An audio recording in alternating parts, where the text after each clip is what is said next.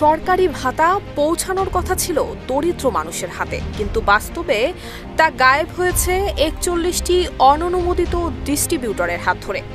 চাঞ্চল্যকর তদন্তে বেরিয়ে এসেছে মোবাইল ফিনান্সিয়াল সার্ভিস নগদের মাধ্যমে ১,৭১১ কোটি টাকার সরকারি সহায়তা উধাও হয়ে গেছে সুবিধাভোগীদের কাছে পৌঁছানোর আগেই।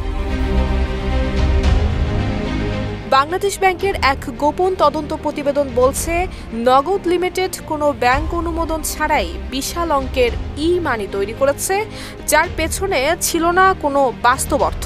শুধুমাত্র ৬৪৫ কোটি টাকার ই-মানি ইস্যু করা হয়েছিল সরকারি অনুমোদন ছাড়াই। দেশ জুড়ে তোলপাড়, ওয়ালটন ফ্রিজ কিনে আপনিও হয়ে যেতে পারেন মিলেনিয়ার। আরও ভয়াবহ, এই অর্থের লেনদেন গোপন করতে তারা তৈরি করে ভুয়া রিপোর্টিং সিস্টেম, যা কেন্দ্রীয় ব্যাংক এবং ডাক বিভাগকে বিভ্রান্ত করতে ব্যবহার করা হয়েছে। ২০১৯ সালে বাংলাদেশ ডাক বিভাগের তত্ত্বাবধানে চালু হওয়া নগদের এই দুর্নীতি এতটাই গভীর যে এখন সেটি নিয়ন্ত্রণহীন। নিয়ন্ত্রক সংস্থার মামলার আসামি তানভীর আহমেদ মিশুক নিজেকে আবারও এমডি ঘোষণা করেছেন এবং মামলার অন্য আসামি শাফায়েত আলমকে নিয়োগ দিয়েছেন সিইও হিসেবে বোর্ডের অনুমোদন ছাড়াই।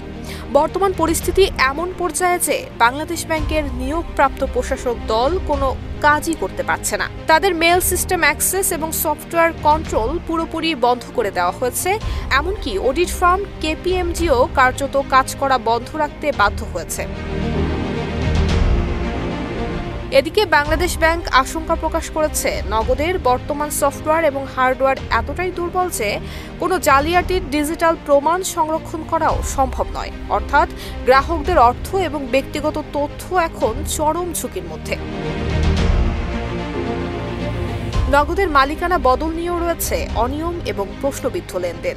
একাধিক বিদেশি প্রতিষ্ঠানের সঙ্গে গোপন চুক্তি এবং শেয়ার হস্তান্তরের পেছনে মানি লন্ডারিংয়ের আশঙ্কাও উড়িয়ে দিচ্ছেন না সংশ্লিষ্টরা। সব মিলিয়ে নগদের বিরুদ্ধে এই অভূতপূর্ব দুর্নীতি এবং অনিয়মের বিস্ফোরণ দেশের আর্থিক নিরাপত্তাকে যেন হুমকির মুখে ফেলে দিয়েছে।